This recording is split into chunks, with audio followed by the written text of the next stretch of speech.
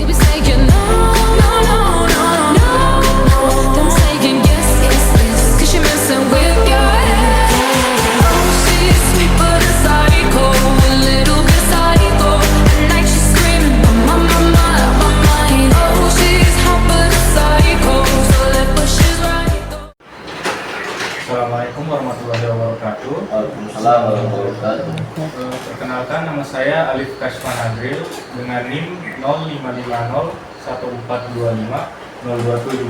dari kelas A, Fakultas Teknik, jurusan Teknik Arsitektur, Prodi S1 Arsitektur. Dan di sebelah saya ada teman. Perkenalkan, nama saya Lufrensya Pratama dengan nomor NIM 05501425 dari jurusan Teknik Arsitektur dengan Prodi S1 Teknik Arsitektur dari kelas A. Dan selanjutnya teman-teman. Perkenalkan, nama saya Muhammad Arif Farendama dengan nomor NIM 0550142543 dari Fakultas Teknik, jurusan Teknik Arsitektur, Prodi SPD Arsitektur. Baik, saya akan menanyakan pertanyaan pertama. Bisa diceritakan secara singkat mengenai sejarah berdirinya konsultan ini? Oke, untuk konsultan ini dibangun di tahun 2019. Tapi kami masih berbasis freelance waktu itu, karena kami waktu itu posisi masih sebagai mahasiswa semester 3. Itu tahun 2019. Nah, di tahun 2019 sampai tahun 2020 kita masih freelance, tapi di tahun 2021 kita pindah freelance-nya di Lombok. Kita ke Lombok selama 2 tahun freelance dari arah Lombok, dan di tahun 2023 kita bangun kantor, 2022 kita bangun kantor di Agus Salim.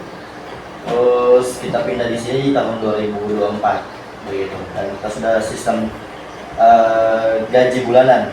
Jadi teman-teman di kantor semua sini kita di sistem gaji bulanan, bukan gaji per tahun gitu. Baik, lanjut ke pertanyaan kedua. Bagaimana struktur organisasi dan peran utama staf di kantor ini? Untuk peran utama di kantor ini, dari sebagai project manager itu yang mengkontrol project-project yang masuk di kantor, dan juga yang mencari project begitu, karena kita kan pekerjaannya sebagai lingkup kerjanya sebagai untuk proyek-proyek swasta, masyarakat sekitar begitu, dan juga para pengusaha. Terus untuk job desk-nya 3D visual itu yang membuat 3D-nya, membuat visualnya, visualisasinya, sampai akhirnya kalau 3D visual selesai, klien sudah fix dengan eksterior dan interiornya, baru kita lanjut ke gambar kerja. Nanti kalau gambar kerja kita buatkan gambar kerja, ada drafter, sub drafter yang buat gambar kerja kayak detail fondasi, detail pembersihan, detail atap, kemiringan atap, sama keseluruhan material yang akan digunakan. Jadi kalau drafter sudah selesai, baru masuk ke estimator, rencana anggaran biaya, yang menentukan yang menghitung berapa sih kebutuhan biaya untuk pembangunan rumah ini, begitu, untuk bangunan ini. Begitu. Baik, ke pertanyaan selanjutnya. Bagaimana jenis layanan utama yang ditawarkan dan tipe klien yang biasa dilayani?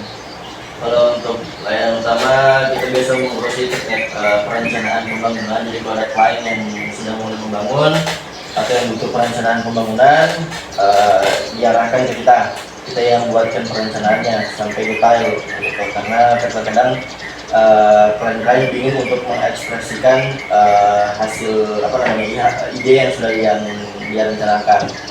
Terus kita juga perizinan untuk klien, namanya dulu IMB, izin mendirikan bangunan, sekarang namanya PBG gitu. Terus untuk jenis klien, biasanya kita kebanyakan kliennya, dan kalau ada dari sosial media, kita paling banyak dari arah Instagram, TikTok maupun Google Maps begitu. Kalau untuk tipe klien secara profesional, secara profesi, ada profesi dosen, dokter, pengusaha, masyarakat umumnya. Rata-rata yang memakai jasa arsitek itu orang-orang yang paham akan terkait pendidikan gitu. Ada lagi? Saya ingin bertanya, pertanyaannya bagaimana alur kerja proyek secara umum dari pengajuan klien sampai penyerahan? Kalau alur kerja proyek ke klien, biasanya kita yang tadi saya sudah jelaskan, kita adakan dulu surat kontrak kerja dulu. Jangan sampai kita sudah gambar tapi kita tidak dibayar. Jadi kita surat kontrak dulu, surat kontrak kerja dengan kesepakatan biayanya dulu. Kalau sudah oke, baru kita turun lapangan. Tapi sebelum turun lapangan kita harus ajukan dulu yang namanya deposit 30%. Dari contoh biaya desainnya contoh 20 juta, berarti 30%-nya sekitar 6 juta. 6 juta dulu yang ditransfer ke kantor, baru kita turun lapangan. Gitu. Itu namanya DP 30% itu sebagai fee commitment, gitu. Komitmen kita, biasa kita sering terikat. Baru dari situ kita lakukan analisis site, analisis matahari, kebisingan, arah angin, ruang terbuka hijau, saluran di sekitar, dan lain-lainnya. Setelah itu baru kita buatkan yang namanya perencanaan visual. Nah, visual itu pun kita buat berdasarkan namanya KKPR. KKPR itu adalah peraturan masing-masing daerah akan suatu wilayah, akan suatu lokasi. Nah, contoh kalian bangun rumah di Taruna, beda peraturan di Taruna dengan peraturan di Bumi, beda. Ada satu wilayah yang tidak boleh bangun 2 lantai, ada satu wilayah yang tidak boleh bangun 3 lantai. Terus di KKPR itu juga dijelaskan dari jalan ke bangunan harus mundur berapa. Jadi kalau teman-teman sering lihat ada bangunan yang rapat dengan jalan, berarti itu melanggar peraturan dan itu tidak akan keluar perizinannya. Nah, KKPR itu keluarnya dari PUPR. KKPR itu sebagai acuan kita menggambar. Bangunan itu tidak boleh tempel dengan batas lahan. Ada peraturannya semua itu. Jadi kalau sudah keluar itu baru kita buat perencanaan visual sesuai dengan KKPR tersebut. Jadi kalau sudah selesai visual, kelar, klien oke, baru kita buatkan gambar kerja. Ya, tadi saya bilang dari gambar detail fondasi sampai detail atap, baru masuk ke RAB. Begitu. Jadi kalau misalnya klien juga suka kita yang mengawasi pembangunan biar pembangunan berjalan lancar, ya. Dan juga ada pengawasannya, ada tim pengawas di lapangan yang setiap hari standby, begitu. Terus kalau lanjut ke IMB, kita juga harus IMB, PBG namanya sekarang, perizinan. Oke, ada lagi? Baik, pertanyaan selanjutnya Kak. Perangkat lunak atau teknologi apa yang umum digunakan di kantor, misalnya CAD, BIM, Word, atau Project Management? Kita menggunakan CAD, terus untuk yang BIM-nya kita menggunakan ArchiCAD atau Revit, terus untuk estimatornya kita masih menggunakan Excel atau spreadsheet. Begitu. Ada lagi? Pertanyaan selanjutnya Kak. Bagaimana proses koordinasi dengan pihak lain, konsultan lain, kontraktor, atau instansi perizinan? Jadi kita setiap hal-hal yang bersangkutan dengan bidang lain kita tetap koordinasi dengan bidang-bidang lain. Kayak struktur kita koordinasi dengan tim struktur, kayak sarjana teknik sipil yang paham akan struktur. Terus untuk elektro juga kita koordinasi dengan teman-teman elektro, begitu. Untuk yang lain-lain juga kita jelaskan, kita koordinasi juga dengan bidang-bidang yang bersangkutan dengan itu. Karena arsitek kan sebagai yang menaungi, tapi di bidang-bidang lain ada orang yang lebih ahli, begitu. Lagi? Baik, saya ingin bertanya, apa tantangan manajerial terbesar dalam menjalankan kantor di Gorontalo? Oke, tantangan manajerial karena kita berbasis proyek swasta, bukan pemerintah. Jadi tantangan terbesar itu adalah terkait finansial, jadi terkait bisnis, begitu. Nah, bagaimana cara kita mengelola bisnis tersebut? Bagaimana cara kita mengelola keuangan dalam suatu kantor, suatu perusahaan? Jangan sampai perusahaan ini tidak berjalan atau mungkin cuma berjalan 1 minggu, berikutnya sudah tidak ada lagi. Nah, itu tantangan terbesar kita adalah di finansial. Bagaimana kita membuat suatu sistem keuangan yang rapi, sistem keuangan yang menguntungkan profit dan juga bisa menjadi fondasi untuk kantor. Itu pertama. Karena kita lebih ke bisnis, gitu. Terus kedua lebih ke lebih ke time schedule, di mana teman-teman harus mengatur waktu untuk bisa menyelesaikan suatu proyek yang sudah kami targetkan, gitu. Terus berikutnya ya tantangan terbesar berikutnya lebih ke lebih ke beberapa masyarakat yang masih kurang paham terkait arsitek di Gorontalo ini. Jadi ada beberapa masyarakat yang kurang memahami arsitek, mereka belum bisa membedakan antara arsitek dan juga tukang gambar, begitu. Padahal kalau arsitek kita menjelaskan semua hal terkait kebutuhan ruang, analisis angin, analisis cahaya, itu harus berdasarkan indikator-indikator dan juga penelitian, begitu. Bukan sekedar kita bikin jendela sini, kita bikin pintu di sini, pasti ada angin atau tidak. Padahal angin di Gorontalo selatan ke utara, utara ke selatan. Tidak ada angin di Gorontalo timur ke barat, barat ke timur. Jadi makanya kita buat analisis dan juga simulasi, begitu bahasanya. Apalagi? Pertanyaan selanjutnya, bagaimana kebijakan kantor terkait kerahasiaan, perizinan, dan keselamatan kerja? Kalau dari kami terkait kerahasiaan ya itu tidak bisa kita sebarkan ya. Ada beberapa dokumen yang tidak bisa kita tampilkan di publik, begitu. Karena contoh kayak beberapa klien yang bangun usaha tidak bisa kita tampilkan dokumennya atau portofolionya di publik karena itu bersangkut pautan dengan urusan-urusan beliau terkait izin dan juga terkait politik, begitu. Karena ada beberapa klien yang takut dipublikasi, begitu. Terus dan juga gambar kerja juga tidak bisa kita publik karena itu menjadi gambar rahasia antara kita dengan klien, begitu. Jangan sampai ada yang berusaha untuk merusaknya. Lagi? Pertanyaan selanjutnya, apakah kantor menerima mahasiswa magang? Jika ya, seperti apa syarat dan cakupan magang? Di kantor kita menerima mahasiswa magang. Untuk syaratnya sih kita minimal bisa AutoCAD atau SketchUp lah, begitu.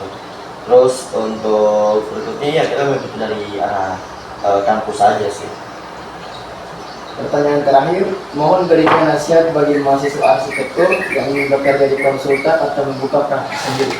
Nah, kalau untuk motivasi, teman-teman kan mungkin sudah lihat dengan konsultan-konsultan yang lain.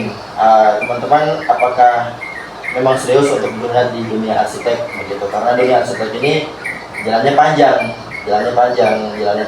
dia kayak dokter lah. Kita harus ada beberapa pendidikan yang harus kita lewati selain S1.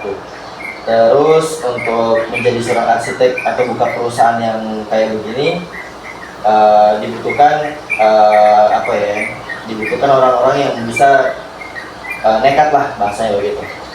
Nah, nekat itu dari mana? Dari teman-teman kuliah. Teman-teman kuliah ini masih semester 1 ya? Masih semester 1. Nah, teman-teman di sini semua yang sarjana di sini, mereka semua lulus 4 tahun dengan IPK di atas 4,5, gitu. Jadi kalau misalnya ngunis semester 1 saja di atas 4,5, di atas 3,5. Masa ngunis semester 1 saja sudah dapat 3 ke bawah kan parah juga kan. Di sini ada yang bidik misi.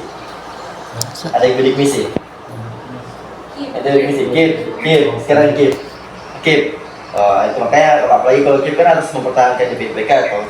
Nah, kalau misalnya tidak bisa mempertahankan kan dicabut kan situ. Itu pertama itu ya teman-teman harus rajin-rajin kuliah kayak gitu. Terus kedua harus mengatur time schedule. Kayak tugas kapan? Kumpul kapan tugas ini? Sebentar. Tugas ini kapan dikasih? Dikasihnya pas hari kemarin. Kenapa tidak bikin DP surat? Sudah bikin, cuman belum keluar. Ada bikin tanggal berapa? Ada bikin pas hari Selasa. Selasa baru ini. Iya, ada bikin pas hari Selasa. Tapi sudah cek berapa hari ini, belum ada juga katanya diinformasikan. Nah, surat itu lama. Apalagi tanda tangan BK itu tanda tangan siapa itu? Kajur. Tanda tangan Kajur. Nah itu DP surat itu pasti lama, kalau administrasi kampus dia pasti lama. Jadi kalau dikasih tugas hari ini, kalau ada berkaitan dengan kampus dikerjakan hari ini, minimal besok, begitu. Karena akan menunggu itu tidak harus langsung keluar di hari itu juga, apalagi kalau dia ada keluar kota. Jadi mulai tidak bisa kerja tugas. Itu lagi time schedule, karena teman-teman di sini semua yang kayak mengingatkan teman-teman yang sebelumnya, terang di sini tidak pernah begadang selama jadi mahasiswa. Tidak pernah begadang, tidak pernah berlembur. Di kantor pun terang tidak pernah lembur. Jam 5 pulang, begitu. Karena terang kerja sesuai time schedule. Jadi kayak teman-teman atur waktu masing-masing lah, atau sebaik-baiknya waktu. teman-teman kalau mau ikut organisasi, apalagi anak organisasi kan, jadi bisa juga semua organisasi, ada yang HMJ, ada yang Archipelago, ada yang LDF, semua juga jadi ketua pengurusan, ada yang nggak apa ya nih, ketua bidang, ketua bidang, ada yang ketua Archipelago, ada yang juga ketua LDF, jadi ya macam-macam. Jadi orang saja bisa berorganisasi sambil kuliah terus tepat waktu dengan IPK di atas 3 kan, masa ini masih semester 1 sekolah. Tapi ini memang niat di arsitek atau semester 3 mau keluar? Tidak, soalnya biasanya semester 3 banyak orang yang tak singkir. Jadi biasanya banyak orang tak singkir, ada yang pindah ke fakultas lain gitu, karena ada langsung maraton. Baru berikutnya ya perbanyak networking, perbanyak jaringan, berteman dengan siapapun tapi pilih-pilih teman. Maksudnya jangan berteman dengan siapapun tapi pilih-pilih mana yang kira-kira bisa berkepanjangan untuk masa depan, kayak gitu. Terus apa ya, jangan mengeluh dengan keadaan sih. Kalau tidak laptop, santai sih, bisa punya teman punya kan. Karena pernah juga waktu semester 1 semester berapa belum ada laptop. Nanti semester berapa ya, 4, 5 baru ada laptop. Berikutnya paling apa ya, berikutnya jaga attitude. Jangan mentang-mentang kalian anak teknik terus dengan ketemu dengan orang lain kalian tidak ada sopan santun dengan orang baru, karena kalian tidak tahu yang kedepannya akan sukses siapa duluan, gitu. Dan juga kalau boleh merendahkan diri lah terkait dengan orang lain misalnya. Walaupun orang rasa orang pintar, ya sebenarnya terlihat agak di bawah daripada orang, biar orang tidak terlalu tinggi, tidak terlalu sombong atau orang lain. Baik sih. Ada lagi? Cukup, Pak. Oke. Sudah?